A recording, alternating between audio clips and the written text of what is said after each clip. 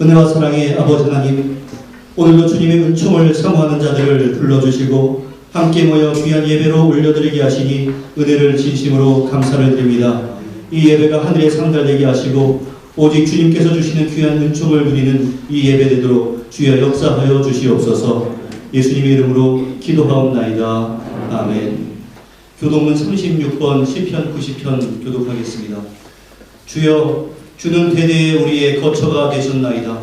하나님의 이전 나와 세계로 주께서 조성하시기 전 그로 영원부터 영원까지 전능한 이십니다.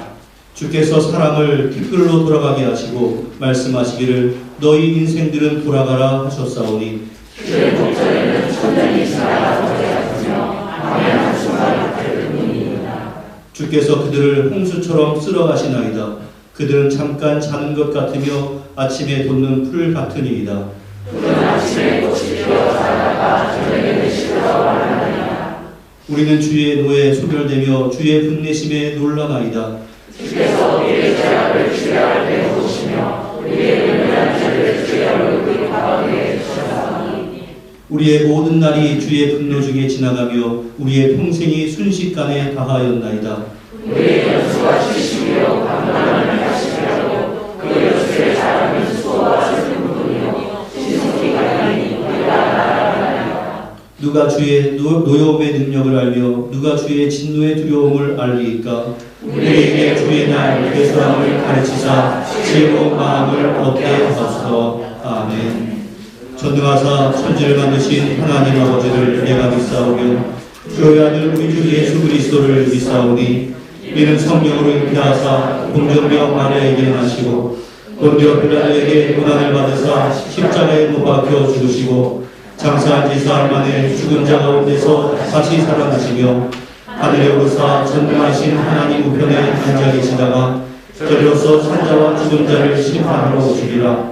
성령을 믿사오며 거룩한 공회와 성도가 서로 교통하는 것과 죄를 사하여 주시는 것과 몸이 다시 사는 것과 영원히 사는 것을 믿사옵나이다. 아멘.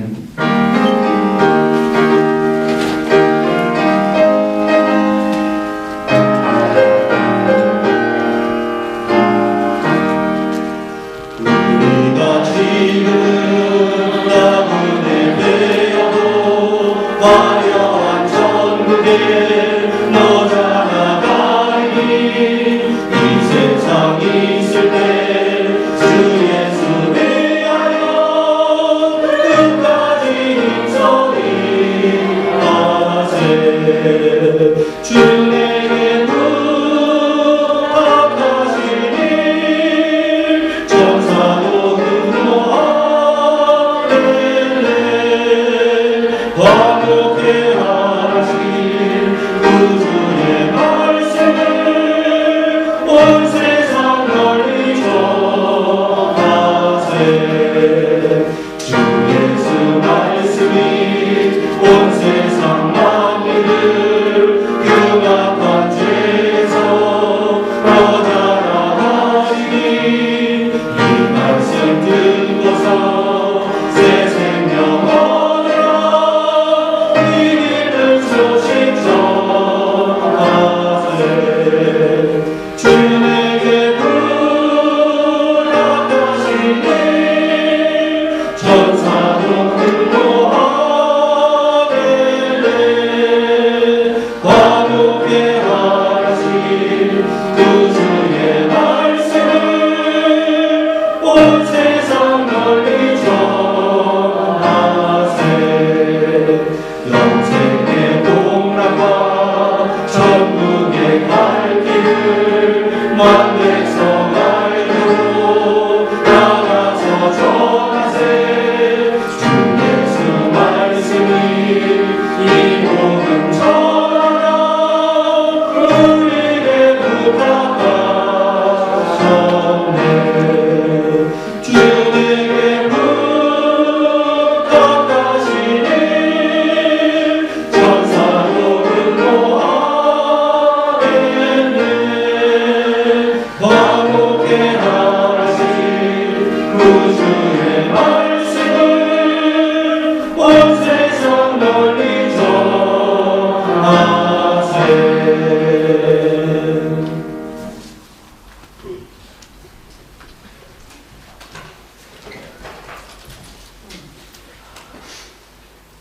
찬양과 영광을 받으시기 합당하신 살아계신 여호와 하나님 아버지, 오늘도 우리에게 귀한 날, 귀한 시간 허락하여 주시고 주님 전으로 나올 수 있도록 허락하시니 주님 참 감사합니다. 오늘도 주님의 참된 자녀답게 주의 말씀 따라 그 음성에 기울이며 하나님 뜻을 분별하며 살아가는 저희들의 삶이 되게 하여 주시고, 세상의 많은 유혹과 어려움이 있지만 믿음으로 그것을 물리치고 주님의 온전한 그 십자가의 길로 걸어갈 수 있는 저희들이 다 되게 주님 도와주시옵소서. 특히 우리의 입술을 주장하여 주시사 세상 속에서 만나는 사람에게 예수 그리스도의 사랑과 축복과 은혜를 나누는 입술이 되게 하여 주시고, 행여나 우리가 입술로 범죄하지 않도록 주님께서 입술을 주장하여 주시옵소서. 사랑의 주님, 간절히 바라옵기는 성도들 가운데 몸이 아픈 자가 있사오니 그들을 만나주시고 그들에게 말씀하여 주시며 용기를 주시고, 주님께서 항상 함께 하셔서 아픈 곳에 주님의 능력의 손으로 어루만져 주시고 안수하시어서 주님께서 나를 고칠 수 있다는 그 믿음으로 용기를 낼 수 있도록 주님 도와주시옵소서. 그리하여 아픈 모든 이들에게 살아계신 하나님을 만나게 하여 주시옵고, 그들이 깨끗이 나은 몸으로 하나님 앞에 영광 돌릴 수 있도록 주님 붙들어 주시옵소서. 사랑의 주님, 지금 세계 곳곳에서는 예상치 못한 재난들이 많이 일어나고 있습니다. 전쟁으로, 전염병으로, 기근과 홍수, 가뭄으로 인한 많은 사람들이 죽어가고, 또한 수많은 사람들이 홍수로 집을 잃고 전쟁과 전염병으로 공포 속에서 살아가는 사람들이 불쌍히 여겨주시어서 주님 하루속히 전쟁을 멈추게 하시고 모든 재난들이 잘 수습될 수 있도록 주님 도와주시옵소서. 예수 믿는 저희들이 합심하여 기도할 때에 다 응답받게 주여 도와주시옵소서. 사랑의 주님, 몸된 음성교회를 이 땅에 세워주시고 목회자 성도들 모두가 한마음 한뜻이 되어서 교회를 위해 항상 기도하게 하시고 그 기도가 응답받아 부흥되게 하여 주시옵소서. 그리하여 하루속히 빈자리를 채워주시기를 원합니다. 주님 역사하여 주시옵소서. 이 시간 주님의 말씀을 대언하실 사장목사님께 말씀과 기도로 세상을 능력이길 힘을 실어주시고 저희 심령 깊이 뿌리내릴 귀한 말씀이 되게 하시며 주님의 뜻을 이루게 하시고 말씀으로 우리 심령이 변화되어 아직 주님을 영접하지 못한 심령들에게 주님의 놀라운 구원의 복음을 마음 깊숙이 새겨 믿음으로 나가는 심령들이 다 되게 주님 은혜 내려 주시옵소서. 이 시간 정성으로 하나님 앞에 찬양드리는 시온 찬양들을 축복하여 주시고 부르는 자나 듣는 자 모두가 은혜로운 찬양되게 인도하여 주시옵소서. 이 시간 여러 가지 사정으로 함께 예배드리지 못하는 사랑하는 성도들에게 영상 예배를 통하여 통일한 은혜를 베풀어 주시옵고 계신 곳에서 하나님의 임재를 체험하게 하시며 우리 모두 성도들의 가정과 삶 속에 영육간에 넘치는 복과 항상 행복한 가정이 되시며 아름다운 풍성한 열매를 가득하게 하셔서 기도하는 모든 것이 응답받는 가정들이 다 되게 주여 도와주시옵소서. 이 시간 구하지 아니한 모든 것도 협력하여 선을 이루게 하시며 오늘도 우리 예배를 받아주시기를 믿사옵고 우리를 구원하신 예수 그리스도를 감사 기도드리옵나이다. 아멘.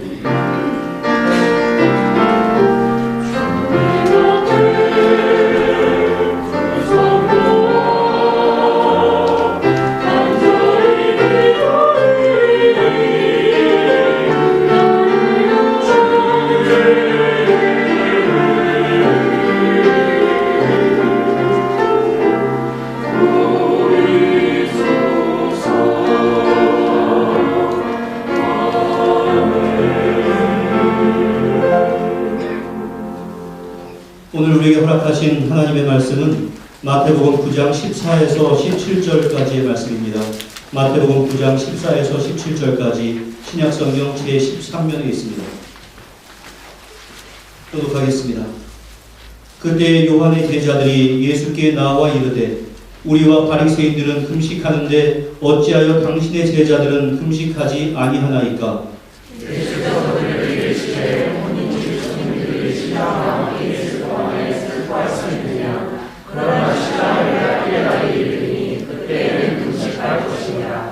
생배 조각을 낡은 옷에 붙이는 자가 없나니 이는 기운 것이 그 옷을 당기어 헤어짐이 더하여 됨이요 낡은 가죽 부대에 넣지 아니하나니 그렇다면 부대가 터져 포도주도 쏟아지고 부대도 버리게 됨이라. 새 포도주는 새 부대에 넣어야 둘이 다 보존되느니라. 아멘.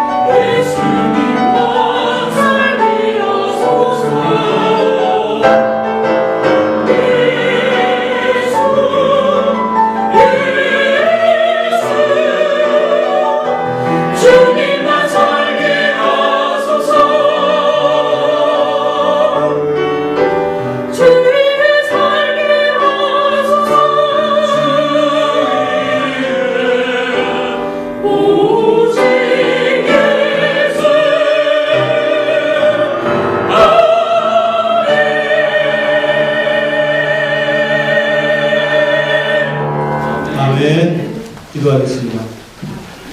은혜와 사랑의 아버지 하나님, 나는 죽고 예수만 살아야 할 것인데 우리의 일주일을 돌아보니 예수는 죽고 내가 살아 움직이던 때가 참으로 많았음을 인정할 수밖에 없습니다. 주여, 우리가 말씀 가운데서 나는 죽게 하시고 예수님을 살게 하는 그 능력이 무엇인가를 배울 수 있도록 도와주시고, 그저 머리로만 채우는 자가 아니라 삶으로 채워지는 자 될 수 있도록 주여 함께하여 주시옵소서. 예수님의 이름으로 기도하옵나이다. 아멘. 지난 주일에는 예수님께서 이 땅에 오신 이유가 무엇인가 그것에 대해서 살펴보았습니다. 병든 자에게 의사가 필요한 것과 마찬가지로 우리 예수님께서는 죄인을 불러서 구원하시기 위해서 이 땅에 오셨습니다. 그러나 바리새인들은 자기들이 죄인인 것을 인정하지는 않고 예수가 어찌 죄인과 세리와 함께 식사할 수 있는가 그런 것에 대해서 비판을 했습니다. 그에 대해서 우리 주님께서는 긍휼이 없는 제사는 하나님께서 받지 아니하시는 것처럼 긍휼의 마음이 없이 단지 율법을 지키는 것으로 말미암아 자기의 의를 세우려고 했던 그 바리새인들의 태도는 하나님께서 받지 않으신다 이것을 말씀해 주셨습니다. 자신이 죄임을 먼저 인정하고 그렇기 때문에 예수 그리스도를 통한 구원의 필요성을 인정하고 주님을 찾는 자가 죄사함의 은총을 누릴 수 있을 뿐만이 아니라 바로 그러한 자가 주님의 참된 제자가 될 수가 있습니다. 그런데 이제 오늘 본문의 말씀을 보면 그러한 긍휼의 마음은 갖지 아니하고 형식을 내세우면서 예수님을 비판했던 또 한 부류가 등장을 합니다. 그들은 다름이 아니라 바로 세례 요한의 제자들이었습니다. 어떤 일이 발생했는지 한번 14절을 보십시오. 그때 요한의 제자들이 예수께 나와 이르되 우리와 바리새인들은 금식하는데 어찌하여 당신의 제자들은 금식하지 아니하나이까? 여기서 그때라고 하는 것은 예수님께서 긍휼이 없는 형식을 지적하시고 예수님께서 이 땅에 오신 목적이 무엇인가 이것을 말씀하셨던 바로 그때를 말합니다. 그때 세례 요한의 제자들이 금식의 문제로 예수님께 질문을 합니다. 우리와 이 바리새인들은 금식을 하는데 어찌하여 당신의 제자들은 금식을 안 하는 것입니까? 형식은 질문의 형식을 가지고 있지만 예수님과 그 제자들에 대해서 비판을 하고 있는 것입니다. 금식에 대해서 요한의 제자들이나 바리새인들은 같은 의견을 가지고 있었던 것 같습니다. 요한의 제자들이나 바리새인들은 일주일에 월요일, 목요일 두 차례 규칙적으로 금식을 했고 속죄일 또 에스더에 나오는 하만이 이스라엘 민족을 학살하려고 시도했던 사건을 기념하는 부림절이라고 하는 절기 그리고 또한 예루살렘 함락을 슬픔으로 기념하는 아비벌 9일 등 거국적인 국가적인 금식에는 당연히 금식을 했을 뿐만이 아니라 필요에 따라서 수시로 금식을 하곤 했습니다. 이전에 말씀을 드린 바가 있는데 세례 요한은 금욕을 중시하는 에세네파에 속해 있었기 때문에 그 제자들 또한 신앙생활에 있어서 금욕을 아주 중요하게 여겼습니다. 그 제자들 가운데 일부는 세례 요한이 전한 메시지 회개하라 천국이 가까웠는 이런 메시지에는 깊은 관심을 갖지는 않고 여전히 금식과 같은 외형적인 형식만을 중요시 여겼는데 이러한 극단적인 요한의 추종자들은 AD 3세기까지 계속해서 그들의 세력을 유지했습니다. 바로 그러한 입장에서 볼 때 요한의 제자들은 예수님과 예수님의 제자들을 도저히 이해를 할 수가 없었습니다. 세례 요한의 제자들은 나름대로 자부심을 가지고 있었습니다. 당시에 많은 사람들이 세례 요한을 자신들이 그토록 오랫동안 기다렸던 메시아다라고 여기기도 했고 따라서 세례 요한의 가르침에 큰 영향을 받았습니다. 그런데 어느 날 예수라고 하는 사람이 자기의 스승보다 더 권위 있는 말씀을 전하고 그 예수가 민중들 사이에서 인기가 있어지니까 그 마음 가운데 질투심이 생겼을 수도 있습니다. 그리고 세례 요한이 예수님을 향해서 저 사람은 세상 죄를 지고 갈 하나님의 어린 양이다 라고 높이 지켜 세워줬는데 그 예수라고 하는 사람은 세례 요한처럼 고행도 자주 하는 것 같지도 않고 그의 제자들은 금식도 하지 않는 것입니다. 그들은 적어도 그 예수님께서 세례 요한보다 더 철저하게 회개를 가르치고 더 많이 금식하여라 이렇게 행할 줄 알았습니다. 그런데 그들이 보기에 예수와 예수의 제자들은 날마다 배불리 먹고 즐기는 것 같았고 심지어 죄인들과 함께 식사를 하는 등 자기들이 가지고 있는 그 신앙관으로 볼 때 그 예수와 예수의 제자들은 이단자처럼 보였습니다. 게다가 당시는 세례 요한이 감옥에 갇혀 있는 때였습니다. 따라서 그의 제자들은 스승의 투옥으로 인해서 슬퍼하며 금식을 하고 있었을 가능성이 많이 있습니다. 그런데 자신의 스승인 세례 요한에게 세례를 받은 그 예수와 제자들은 함께 금식을 하면서 슬퍼하기는커녕 세리와 죄인들과 함께 앉아서 식사하고 또한 즐기고 있으니 불쾌하기 짝이 없었습니다. 그래서 예수님을 향해서 어찌하여 당신의 제자들은 금식하지 않습니까? 라고 항의를 한 겁니다. 여러분들, 그런데 그 세례 요한의 제자들이 가지고 있었던 문제가 무엇이었는가? 이것을 한번 생각해 보십시오. 그들은 바리새인들과 똑같았습니다. 바로 신앙의 중심을 보지 아니하고 자기들이 만들어 놓은 어떠한 기준 또는 외형적인 형식을 가지고 다른 사람을 판단하는 자세를 가지고 있었던 겁니다. 당시의 금식이라고 하는 것은 경건을 위해 아주 중요한 형식 가운데 하나였습니다.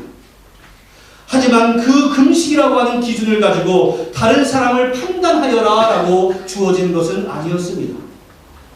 바리새인들은 기도라고 하는 너무나 소중한 도구를 가지고 세리를 바로 옆에 두고서 나는 여기 이곳에 앉아있는 세리와 같지 않음을 감사하나이다 라고 세리를 비난하는데 그 기도라는 도구를 사용한 적이 있었습니다.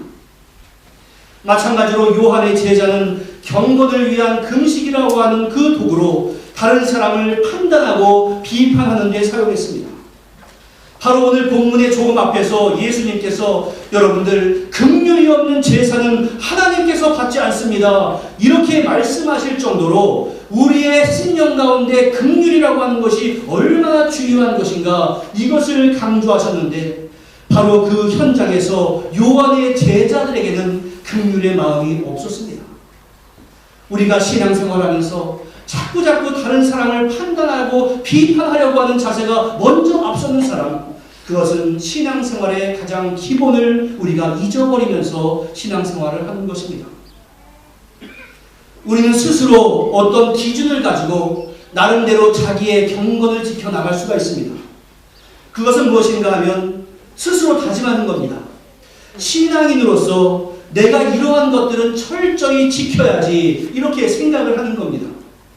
예를 들어서 나는 어떠한 일이 있다 할지라도 하루에 성경 3장 이상은 읽어야지 이러한 다짐을 할 수도 있는 것이고 내가 반드시 하루에 시간을 정해놓고 기도해야지 이러한 것들을 내가 규칙으로 삼을 수 있습니다. 이러한 것들은 스스로의 경건을 지키는데 얼마나 유익이 있는지 모릅니다. 그런데 내가 만들어 놓은 그 기준을 가지고 다른 사람을 함부로 판단하거나 정죄해서는 안 되고 더 나아가서 나는 이렇게 하는데 너는 왜 이렇게 못하니 이러한 태도를 갖는 것은 신앙인의 태도가 아닙니다. 바로 그러한 중심이 없는 형식은 하나님을 기쁘시게 하지 못하는 정도가 아니라 하나님께 책망을 받을 만한 그러한 태도입니다. 세례 요한의 제자들이 그러한 태도를 보이자 예수님께서 뭐라고 말씀을 하시는가 보십시오. 15절 상반절의 말씀을 먼저 읽어보겠습니다. 시작. 예수께서 그들에게 이르시되 혼인집 손님들이 신랑과 함께 있을 동안에 슬퍼할 수 있겠느냐. 여기서 혼인집의 손님이라고 하는 것은 신랑의 혼인 예식을 돕기 위해서 함께 거하고 있는 신랑의 친구들을 가리킵니다. 유대 사회에서 결혼식의 기간은 7일 동안 계속이 되었는데 이 친구들은 결혼식 마지막 날 신랑이 신부를 데려오기 위해서 신부의 집에 갈 때 함께 동행을 했던 사람들입니다. 그런데 예수님께서 갑자기 혼인잔치에 대해서 말씀을 하실 때 세례 요한의 제자들은 다른 사람들은 알 수 없는 아주 특별한 의미를 거기서 캐치할 수 있었습니다. 왜냐하면 이전에 세례 요한이 자신을 가리켜서 신랑의 음성을 듣는 친구다 이렇게 말을 한 적이 있고 예수님을 신랑이다 라고 비유를 한 적이 있기 때문에 그렇습니다. 그래서 다른 사람들은 몰라도 세례 요한의 제자들은 지금 예수님께서 혼인잔치에 대한 이야기를 꺼내시자마자 바로 자기의 스승인 요한의 가르침을 기억했을 것이며 지금 저 예수님께서 바로 자신의 이야기를 하고 있는구나 라고 이해를 했을 겁니다. 신랑의 친구들은 신랑과 함께 거하는 동안에는 슬퍼하지 않는 것이 당연한 일이었습니다. 그 7일, 혼인 예식의 7일의 기간 동안에는 그 중간에 금식의 날짜가 정해 있어도 그것이 면제가 될 정도였습니다. 마찬가지로 예수님과 함께하는 자리에서 슬픔의 금식을 하는 것은 적절치 않은 행위였습니다. 왜냐하면 예수님은 구약에서 계속해서 예언해왔던 그 메시아이며 따라서 그 예언된 시대가 예수님을 통해서 지금 시작되고 있는 상황이었기 때문에 그렇습니다. 지금 예수님께서 어떠한 상태에 계신가 한번 보십시오. 예수님은 세리와 죄인들과 함께하는 시간이었습니다. 그것은 과거 수천 년 동안 선지자들이 예언하고 유대인들이 그토록 소망했던 메시아가 죄인들을 구원하기 위해서 죄인들과 함께 거하고 있는 역사적인 순간이었습니다. 따라서 바로 그 시간은 그들의 소망이 현실화되는 가장 기쁨의 시간으로 그들이 받아들여야만 했습니다. 그 시간에 필요한 것은 금식이 아니라 예수님을 환영하는 마음이어야 했습니다. 그러나 요한의 제자들은 바로 그 역사가 이루어지는 그 순간에, 그 기쁜 잔치의 시간에 당신은 왜 우리처럼 금식하지 않느냐라면서 한심한 질문을 하고 있는 것이었습니다. 여러분 가운데 어느 결혼식이 있는데 결혼식장 가가지고 인상 팍 쓰고 앉아있으면서 사람들에게 당신 왜 밥 먹고 있어? 이렇게 호통하고 있다면 그보다 이상한 일이 어디 있겠습니까? 느헤미야서를 보면 이스라엘 백성들이 바벨론의 포로 생활을 마치고 예루살렘에 돌아와서 성벽을 다시금 재건하는 그 이야기를 담고 있습니다. 성벽이 재건된 이후에 백성들이 어느 정도 정착하자 느헤미야는 백성들의 영적인 대각성과 하나님의 언약의 백성으로 순종의 삶을 다시금 다짐하기 위해서 부흥회를 엽니다. 거기서 에스라가 백성들 앞에서 율법을 낭독하고 그 뜻을 해석해 주었습니다. 그 율법은 과거 포로로 있었던 70년 동안에는 접하지 못했던 그러한 내용이었습니다. 다시금 하나님의 말씀을 들은 백성들은 감격에 젖어서 다 울고 있었습니다. 그때 느헤미야가 말합니다. 너희는 가서 살찐 것을 먹고 단 것을 마시되 준비하지 못한 자에게는 나눠주라. 그날은 주의 성일이니 근심하지 말아라. 그 뒤에 같이 읽습니다. 시작. 여호와로 인하여 기뻐하는 것이 너희의 힘이니라. 물론 이때 이스라엘 백성들이 슬퍼서 우는 것은 아니었을 겁니다. 70년 동안 접하지 못했던 이 하나님의 말씀을 내가 접하다니, 그리고 우리가 마음껏 기도하다니, 그것도 바로 이 예루살렘에서 이러한 생각을 가지고 감격했을 겁니다. 그럼에도 불구하고 느헤미야는 하나님의 말씀이 회복되고 있는 바로 이 날은 마음껏 즐겨야 하는 잔칫날이지 너희가 근심하고 우는 날이 되어서는 안 된다라면서 선포했으며, 여러분들은 마음껏 즐기십시오라고 권했습니다. 여러분 생각해 보십시오. 70년간의 바벨론의 포로에서 막 풀려나서 그냥 편히 있는 것이 아니라 고생고생 막노동을 하면서 성전을 재건하고 있는 이때가 그들이 기쁘면 얼마나 기쁘겠으며 즐거우면 얼마나 즐겁겠습니까? 그들의 눈앞에 현실이 나아진 것은 아무것도 없습니다. 여전히 그들의 눈앞에는 무너져 있는 성벽과 성전이 있습니다. 단지 달라진 것은 이제는 마음껏 하나님의 선포되는 말씀을 듣게 된 겁니다. 다른 것이 아니라 바로 그것이 기뻐야 하는 이유였습니다. 여러분 마찬가지입니다. 우리가 예수를 믿는다고 해서 갑자기 우리의 모든 형편이 좋아지는 것이 아닙니다. 지금까지 산적해 있던 모든 문제가 갑자기 해소되는 것이 아닙니다.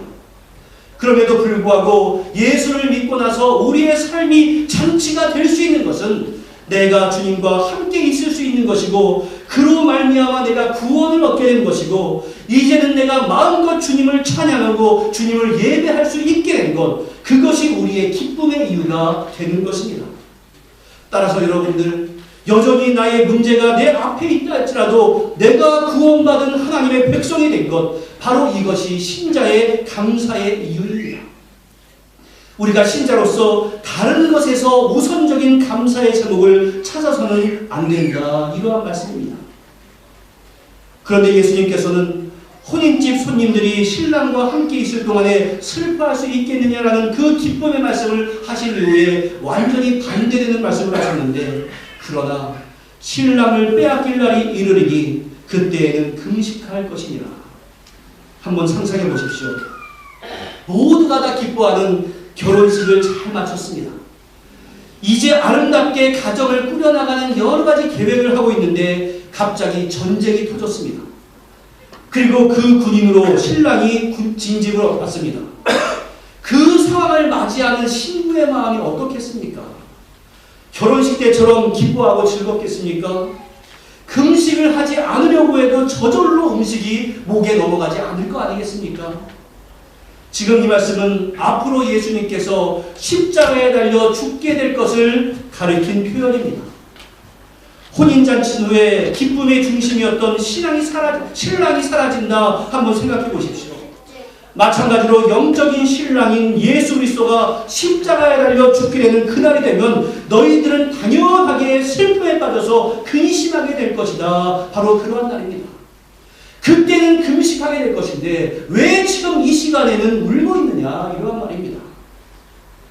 그 영적인 의미를 알지 못하고 있었던 당시 사람들은 금식할 필요가 없을 때는 금식을 하고 있었고, 앞으로 진정으로 금식해야 될 때는 준비하지 않고 있었습니다. 그러면서도 다른 사람들에게 왜 너희들은 우리처럼 금식하지 않느냐라고 비난하고 있고, 심지어 메시아이신 예수님에게까지 금식을 요구하는 어리석은 일을 범하고 있습니다. 여러분, 우리도 그렇습니다. 하나님의 구원의 역사를 우리가 제대로 알지 못하면 기뻐해야 할 때는 울고 울어야 할 때 기뻐하는 사람이 됩니다. 내가 진정으로 기뻐해야 할 것은 예수 그리스도를 통한 구원이라는 것을 아는 사람은 때로는 인생에 고난이 있다 할지라도 그것으로 말미암아 절망하지 않고 기뻐할 수 있습니다. 그러나 그러한 구원의 감격을 알지 못하는 사람은 눈앞의 현실에 사로잡혀서 조금만 잘 되는 것 같으면 기뻐하다가 상황이 안 좋아지면 슬퍼하기를 반복합니다. 우리는 진정으로 기뻐할 수 있는 사람이 이미 되었다는 사실을 여러분들 잊지 마시기를 바랍니다. 나중에 될 사람이 아니라 이미 되었다는 사실을 기억해야 합니다. 왜냐하면 예수님께서는 이미 우리의 구원을 이루셨고 마지막 심판의 날까지 우리를 인도하시기로 약속하셨기 때문에 그렇습니다. 따라서 우리의 예배는 기쁨이 되어야 하고, 여러분들의 삶은 잔치가 되어야 하고, 여러분들의 가정은 날마다 행복이 넘쳐야 합니다. 그러므로 사랑하는 성도 여러분, 금식이 필요 없는 때에 금식하면서 자신의 경건을 이루고 있다라고 믿었던 사람들을, 그 사람들처럼 형식에 매인 신앙이 되지 마시기를 바랍니다. 예수가 동행하는 곳은 잔치고 예수가 없는 곳은 절망입니다. 어떠한 경우에도 나의 신랑 되신 예수님을 마음 가운데서 잊지 말고 언제나 주님께서 나에게 허락하시는 참된 기쁨, 구원의 감격 가운데 살아갈 수 있기를 주님의 이름으로 간절히 축원합니다. 바로 이러한 배경 가운데 예수님은 두 가지의 비유를 말씀해 주시는데, 그 첫 번째는 16절에 나와 있습니다. 같이 읽어보겠습니다. 시작. 생배 조각을 얇은 옷에 만나니 이는 비운 것이 그 옷을 감겨 헤어짐이 더하게 됩니다. 여기서 생배에 해당하는 헬라어 아그나코스는 한 번도 세탁을 한 적이 없는 그러한 천을 가리키는 말입니다. 이것을 물에 빨아서 말리게 되면 줄어들게 됩니다.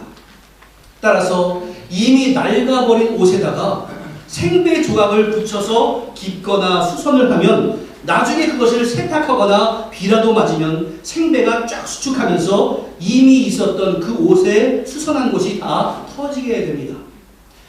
그럼 여기서 생배는 무엇을 의미하고 낡은 옷은 무엇을 의미하겠습니까? 생배는 예수 그리스도의 복음이고 낡은 옷은 율법을 말합니다. 또 형식을 말합니다. 다시 말해서 예수 그리스도의 복음이 옛 종교인 유대교에 아무런 조치 없이, 그저 율법을 추구하는 자들에게 아무런 조치 없이 그냥 이식이 될 경우, 유대교의 의식은 마치 낡은 옷처럼 이 새로운 복음을 감당하지 못하고 무너져 버릴 것이다. 그러한 인식이 너희들이 없기 때문에 예수 그리스도의 복음을 복음을 받아들이지 아니하고 그 쓸데없는 것 가지고 비판하고 있는 거 아니냐, 이러한 말씀을 하는 겁니다. 다시 말해서 바리새인들의 교리는 금식과 같이 많은 금욕적인 행위를 요구하지만 예수 그리스도의 복음이 선포되고 이루어지는 그때 점차 고립되고 약화될 수밖에 없음을 말씀하는 겁니다. 당시의 시대 상황에서 바리새인이나 세례 요한의 제자들이 더 강한 힘을 가진 생배 조각인 것처럼 보일 수도 있습니다. 그러나 주님은 복음을 받은 예수와 예수님의 제자들이 생배 조각이고 바리새인 사람들이나 요한의 제자들이 낡은 옷이다라고 말씀을 하십니다. 그 이유가 무엇입니까?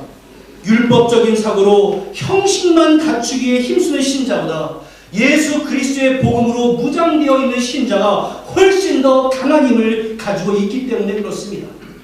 율법으로 무장되어 있는 사람은 나는 신앙생활 잘한다 생각하고 그 기준을 가지고 다른 사람들을 비판하는 일만을 일삼지만 예수 그리스도의 복음을 중심에 가지고 있는 그 사람은 다른 사람의 긍휼의 마음을 가지고 자신도 구원의 감격에 살 뿐만이 아니라 다른 사람도 구원으로 이끌기 위해서 애를 쓰기 때문에 그렇습니다. 바로 그러한 사람은 히브리서의 표현을 따르자면 세상이 감당할 수 없는 사람이다, 이러한 호칭을 듣게 됩니다. 따라서 우리가 진정으로 추구해야 할 것은 이거 해야 신앙생활 잘하는 거야, 저거 해야 신앙생활 잘하는 거야, 이것을 가지고 스스로를 얽매이고 힘들게 살고 그것으로 다른 사람을 비판하고 이것이 아니라 예수 그리스도를 통한 구원의 감격으로 말미암아 그러한 모든 것이 다른 것을 지배하는 삶, 바로 그러한 삶을 추구하며 살아가는 것, 바로 이것이 우리 신자들의 신령입니다. 이어서 주님은 또 다른 비유를 말씀하셨는데 이 비유는 더 많이 들어본 내용일 겁니다. 17절 말씀 같이 읽습니다. 시작. 새 포도주를 낡은 가죽 부대에 넣지 아니하나니 그렇게 하면 부대가 터져 포도주도 쏟아지고 부대도 버리게 됨이라. 새 포도주는 새 부대에 넣어야 둘이 다 보존되느니라. 우리가 세상에서도 정부가 새로 들어서거나 어떤 조직이 새로 생기게 되면 새술은 새 부대에, 이런 말을 종종 사용하는데 바로 그러한 표현이 이 성경 말씀을 인용하는 것입니다. 그러면 여기에서 말씀하는 새술과 새 부대가 무엇이겠습니까? 우리가 살고 있는 뉴질랜드에는 물이 비교적 아주 풍부한, 그것도 맑은 물이 풍부한 나라이기 때문에 깨끗한 식수를 구할 수 있습니다. 그런데 유대지방에는 물이 많이 나지 않아서 도수가 높지 않은 포도주를 식수 대용으로 사용을 했습니다. 지금도 물이 풍부하지 않거나 석회질이 많이 포함되어 있는 나라는 포도주나 맥주를 식수 대용으로 사용하기도 합니다.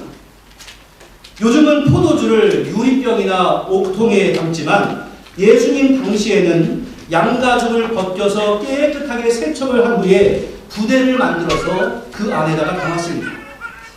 지금도 몽골이나 팔레스타인의 유목민들은 그 양가죽 안에 물이나 술 등을 보관하고 있습니다. 그런데 포도주를 가죽 안에 넣어두면 그 안에서 날씨도 따뜻하니까 부글부글 하면서 발효가 되고 가스가 생깁니다. 자연스럽게 그것이 팽창을 합니다. 그래서 신축성이 없는 낡은 가죽 부대에 그 새 포도주를 넣으면 그 팽창력을 감당하지 못해서 가죽 부대가 터지는 일이 흔했습니다. 그래서 새 포도주를 담그면 터지지 않고 버틸 수 있는 신축성이 있는 새 부대에 담는 것, 이것이 상식적인 일이었습니다. 여기서 예수님께서 말씀하시는 새 포도주는 무엇을 의미하겠습니까? 바로 복음의 능력입니다. 그러면 낡은 부대는 무엇입니까? 유대인들이 가지고 있는 낡은 율법이나 세례 요한의 제자들이 추구했던 금욕주의라고 하는 틀을 말합니다. 그러한 굳어있는 경직되어 있는 사고를 가지고는 결코 복음의 능력을 감당하지 못한다라고 말씀을 하고 있는 겁니다. 복음의 능력은 그러한 낡은 부대를 터뜨려버릴 것이다 라는 그러한 말씀입니다. 사람들은 핵심을 잃어버린 채 눈에 보이는 형식만을 가지고 다른 사람을 규정하려고 하는 경우가 많이 있습니다. 제가 정말로 아주 어렸을 때 교회에서 기타로 반주를 할 수 있는가 없는가가 크나큰 논의의 대상이었습니다. 맙소사. 그리고 제가 얼마 지나지 않아서 청소년이 되었을 때 교회에서 드럼을 칠 수 있는가, 이것도 크나큰 이슈였습니다. 또 어느 날 랩으로 찬양을 하는 사람이 나왔을 때 교회에 한 번 소란이 일기도 했습니다. 그때 마치 드럼을 치면서 찬양하고 랩을 부르는 것은 무슨 신앙의 순결성을 해치는 것처럼 여기는 분들도 있었습니다. 때로는 악마의 음악이 교회 가운데 들어왔다, 이렇게 책까지도 낸 사람들이 있었습니다. 하지만 여러분들 어떻습니까? 그런 것들에 대해서 지금 고민하고 있는 교회는 거의 없습니다. 그런 것들은 단지 형식에 지나지 않기 때문에 그렇습니다. 우리 청년이나 청소년들의 집회에 가면 난리도 아닙니다. 감정의 역 없이 완전히 폭발을 합니다. 이렇게 예배드리지 않습니다. 마음껏 찬양하고 춤도 춥니다. 저도 그곳에 가면 사실은 편하지 않습니다.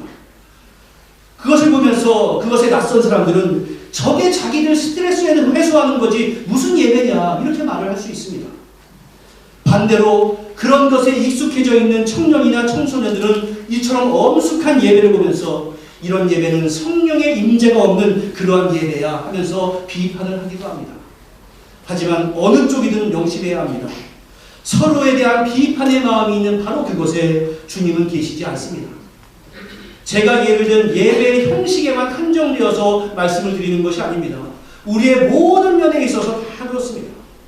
우리는 서로 모양새가 다르다라고 하는 것을 인정하고 복음의 핵심이 훼손되지 않으면 기쁨을 가지고 서로를 존중해야 합니다.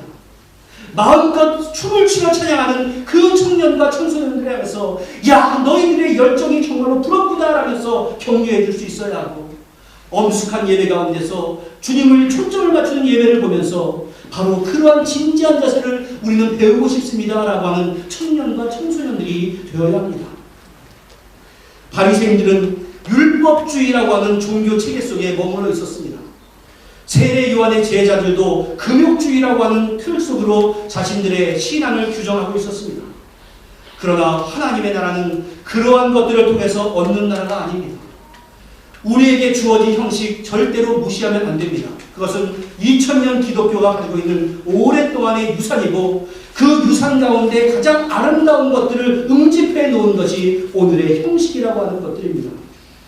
그러나 우리가 예배드리고 기도하고 금식하고 전도하는 것은 율법에서 명령했기 때문에 억지로 지키는 것이 아니라 더 깊은 예수 그리스도의 은혜를 내가 얻기 위한 간절함의 표시입니다. 가장 좋은 것으로 하나님께 드리고 싶은데 그것이 바로 예배다라고 생각을 하기 때문에 전심을 다해서 예배드리는 것이고, 하나님과 더 깊은 교제를 나누고 싶기 때문에 또는 말씀대로 살고 싶은데 절제력이 없어서 부족해서 자꾸 반복하는 죄에 빠지니까 주여 나는 연약합니다라고 하면서 간절하게 주님의 도우심을 구하기 위해서 기도를 하는 것이고, 더 절실할 때는 금식하기도 하는 겁니다. 그리고 그 받은 은혜를 나만 누릴 수 없어서 다른 사람들에게 말하다 보니까 전도가 되는 겁니다. 기독교 신앙생활에는 분명히 일정한 형식이 있고 금욕적인 면이 많이 있습니다. 스스로 자기를 절제해야 할 면들이 많이 있다는 겁니다.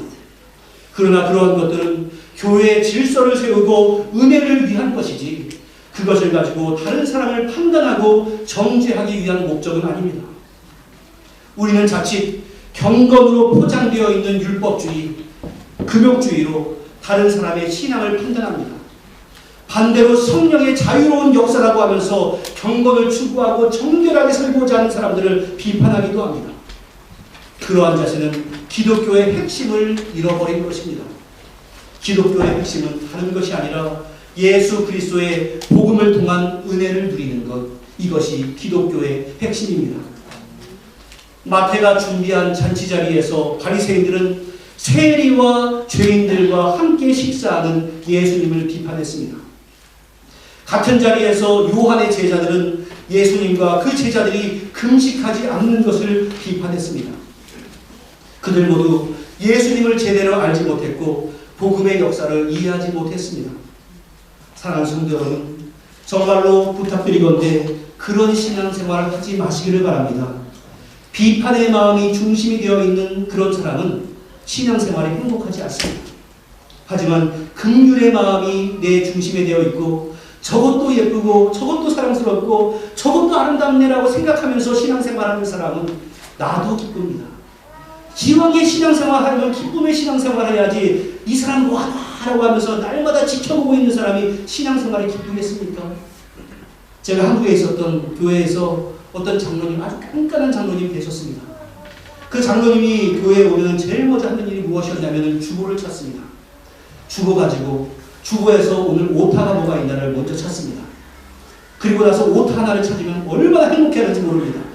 그걸 가지고 부목사님 부릅니다. 이거 뭐냐고. 그러면 기쁨이 되겠습니까? 오늘 말씀으로 주신 은혜가 무엇입니까? 오늘 주께서 나에게 어떤 것을 요구하십니까?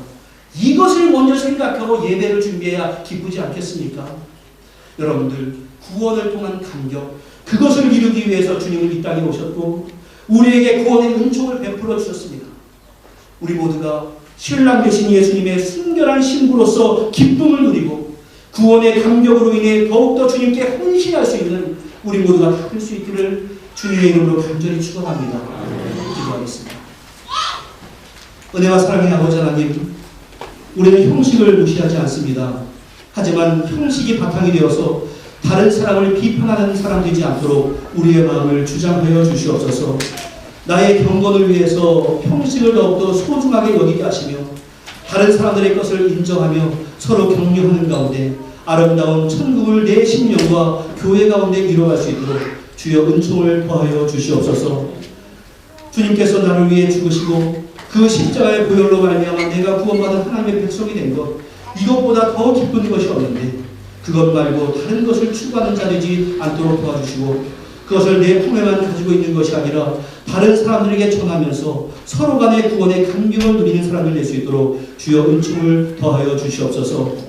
핵심이 아닌 것을 핵심으로 삼고 살아가는 자 되지 않게 하시며 진정한 핵심이 무엇인가를 말씀 통해 배우며 그것을 삶의 원리로 삼도록 주여 은혜를 더하여 주시옵소서. 예수님의 이름으로 기도하옵나이다. 아멘.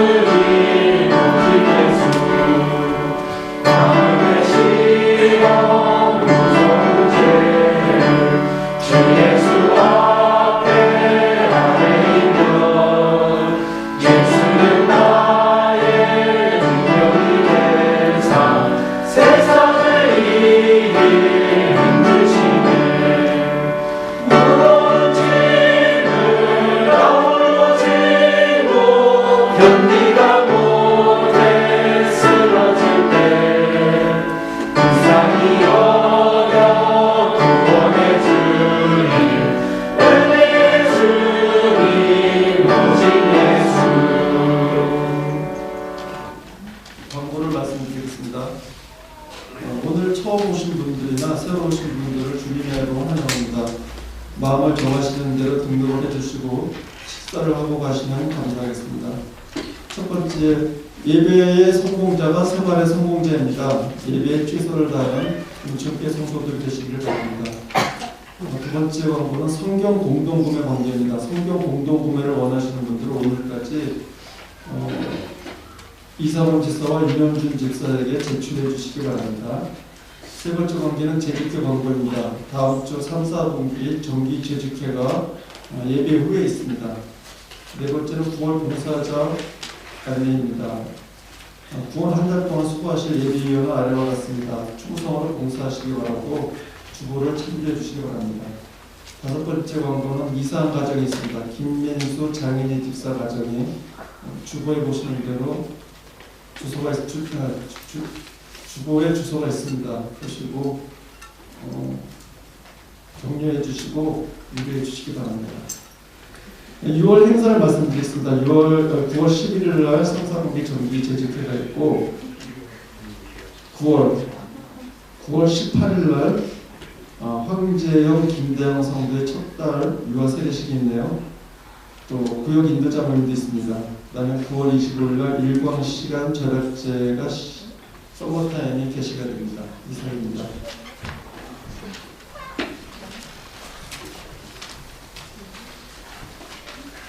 예, 이제 아직은 여전히 남아있지만 코로나가 그래도 어느 정도 우리 일상화 되었다고 생각을 하는 게 한국에서 손님이 오셨습니다.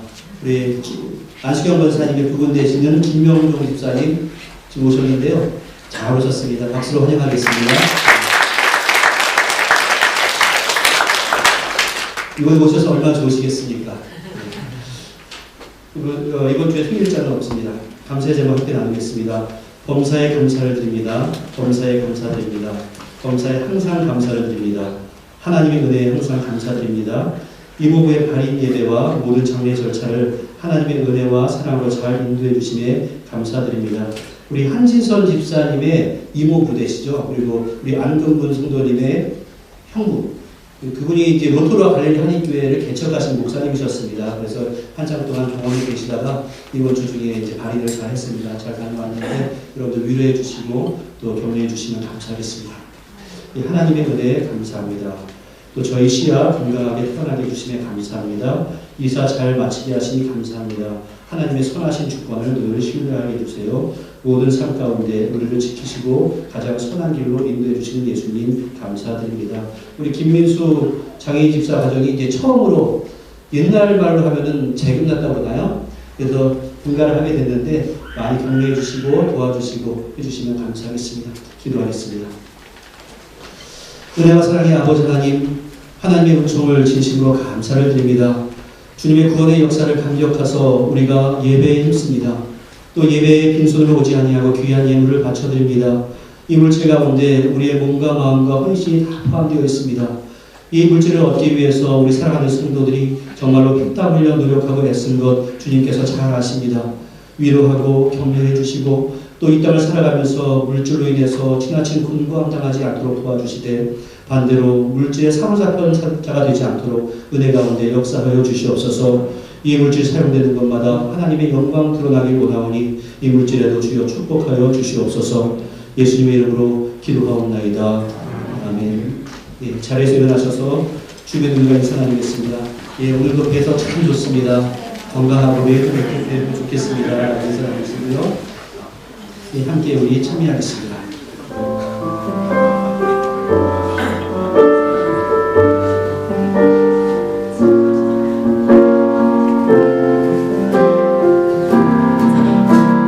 이 세상을 살아가는 동안에 이 세상을 살아가는 동안에 나의 힘을 의지할 수 없으니 기도하고 낙심하지 말 것을 주께서 참 소망이 되실 주의 길을 걸어가는 동안의 구절입니다. 주의 길을 걸어가는 동안에 세상에 것 의지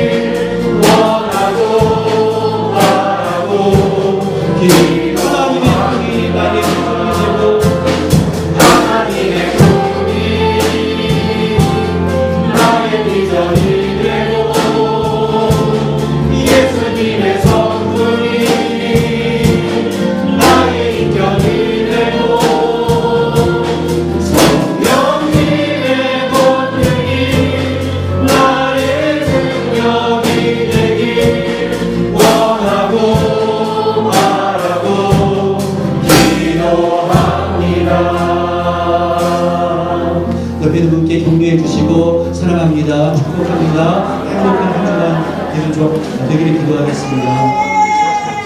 기도하겠습니다. 은혜와 사랑의 아버지 하나님, 참으로 우리가 원하고 바라고 기도하는 것들이 참으로 많이 있습니다. 하지만 당장 내 눈앞에 있는 그 현실의 문제가 그 중심이 되지 않게 하시며 하나님의 꿈이 나의 비전이 되고 예수님의 성품이 나의 인격이 되고 성령님의 권능이 나의 능력이 되기를 간절히 간구하는 성도 될 수 있도록 은혜 가운데 함께하여 주시옵소서. 사랑하는 일가 친척을 멀리 보내고 마음 가운데 슬퍼하는 가정, 주님께서 참된 소망이 되심을 기억하게 하시고 그 소망의 주님을 믿고 끝까지 나아가는 그러한 삶이 될 수 있도록 은혜 가운데 함께하여 주시옵소서. 육신의 질고로 인해서 고통당하고 있는 그 가정 주께서 위로해 주시고 은총을 더해 주셔서 오직 주만이 나의 참 기쁨이 됨을 날마다 고백하며 나가는 그러한 가정 될 수 있도록 주여 역사하여 주시옵소서. 성도들의 가정과 성도들의 사업장과 성도들의 학교와 행하는 그 모든 곳마다 하나님이 주권자가 되어주셔서 하나님이 주인 되는 삶에 그것에 의지하는 자의 성도의 삶이 얼마나 실력 있고 멋진가를 잘 느끼며 살아가는 성도 될 수 있도록 주여 도와주시되 주님께서 언제나 나 홀로 가게 하는 것이 아니라 동행하신다는 것을 믿고 힘차게 나아갈 수 있도록 주여 역사하시고 함께하여 주시옵소서. 한 주간을 살아가면서 내가 의지할 곳 오직 주님밖에 없으니 나의 영을 지켜주시고 육신을 지켜주시고 사람과의 관계성을 지켜주시고 그것으로 말미암아 세상에 줄 수 없는 참된 기쁨과 평안 결국 승리하는 성도 될 수 있도록 주여 은혜를 더하여 주시옵소서. 급한 소식 서로 한 주간에 얻게 하시고 날마다 기쁘고 아름다운 간증만이 넘치는 우리 모든 성도의 가정 될 수 있도록 역사해 주옵소서.